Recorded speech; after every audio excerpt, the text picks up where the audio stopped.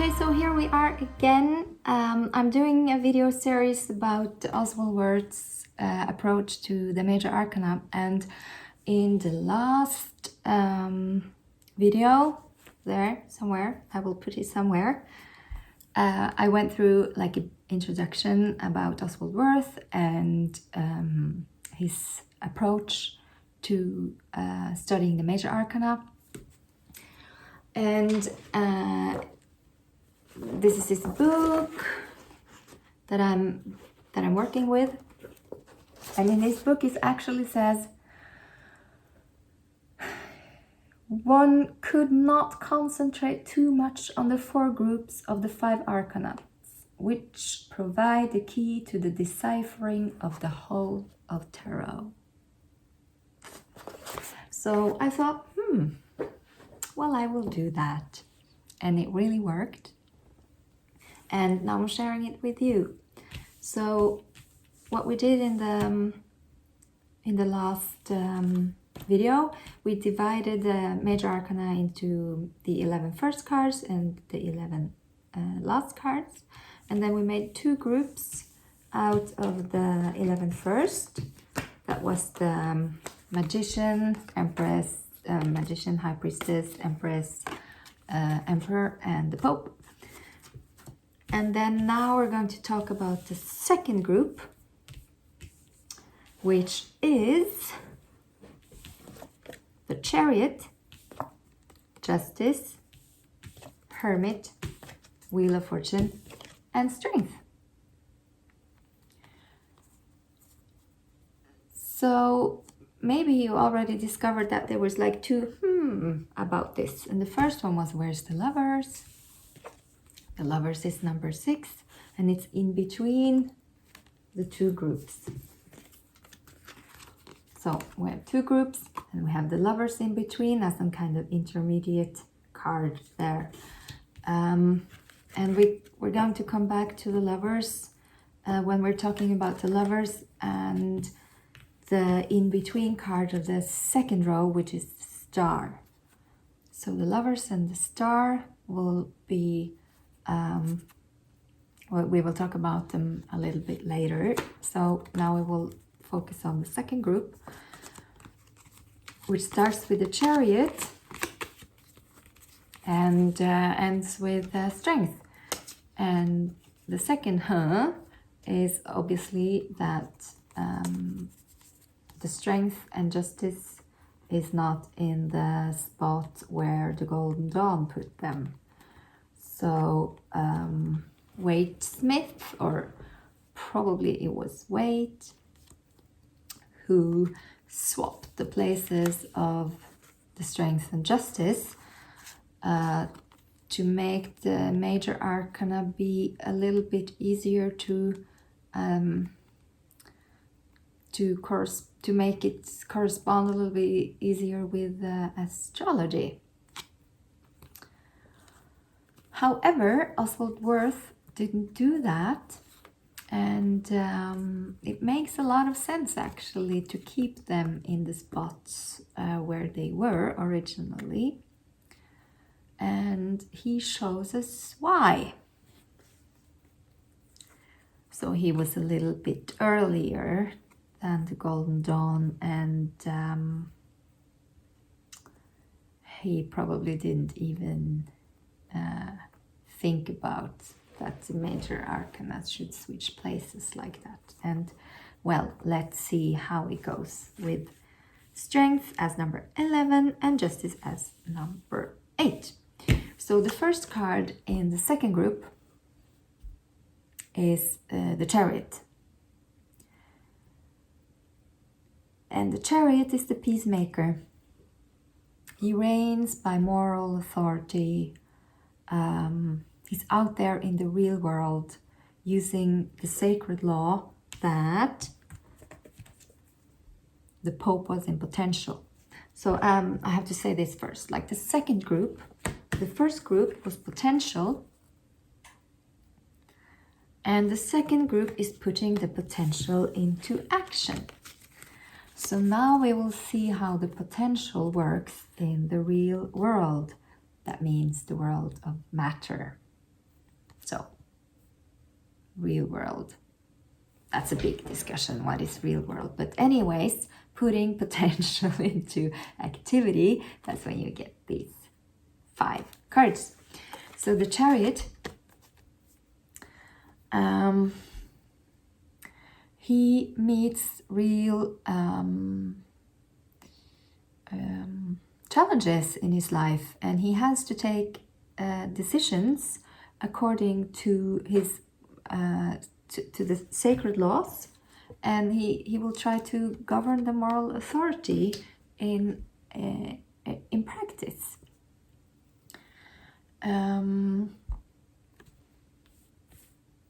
Yeah, that's what he does. And a lot of people say that this is Alexander the Great, and I think that's to like view it a little bit from the wrong angle, because what I think is that this is not like the Chariot is Alexander the Great, and that we have to understand the Chariot from who Alexander the Great was.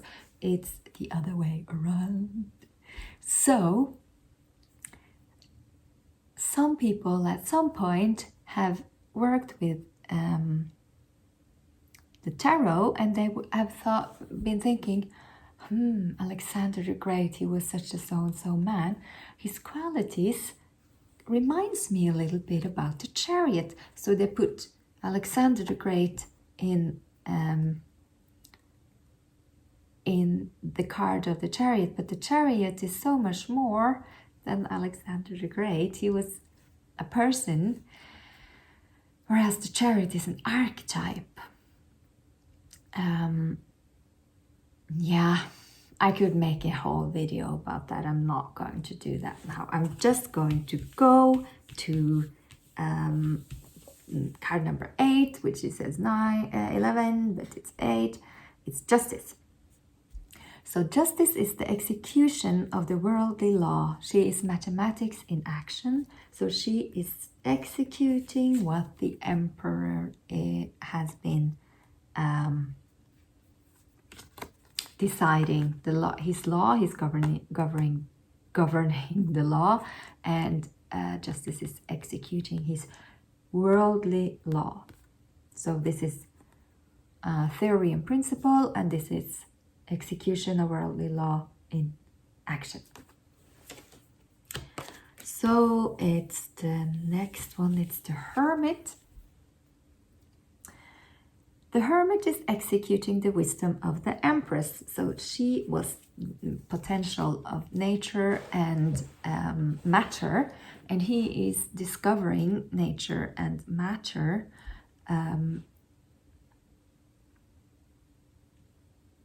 Like she is the holder of the wisdom of the natural principle, and he is executing the wisdom. And what he does is kind of thinks, a good way of doing that is to withdraw, to contemplate. And that is what he does. He withdraws, he's devoting himself to contemplation in order to understand the natural principles, or the principles of matter and nature. Then we have the Wheel of Fortune, which is really interesting card. I know that there's a lot of people who have a little bit of trouble really grasping the energy of the Wheel of Fortune. A lot of people think it's the karma card. And I hear it very often, oh, that's the karma card. So when the karma card comes, they say, so, you know, if you were nice in the past, it will be good for you. If you were an asshole, it will be bad for you. So this is, in my opinion, in my experience of the card, and obviously also in Oswald Wirth's experience of the card, not exactly what the card is about. The card points back to the High Priestess.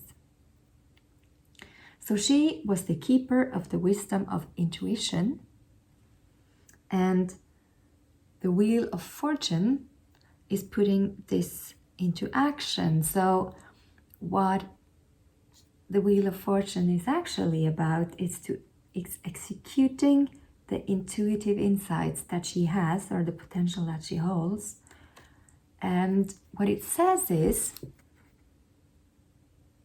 if you connect to your intuition, if you use your intuitive wisdom, if you dip your toes into the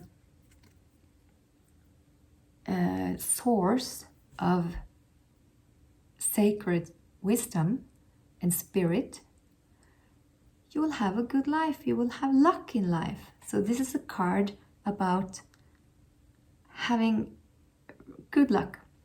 But it comes with a connection to the High Priestess. So it's only if you use her,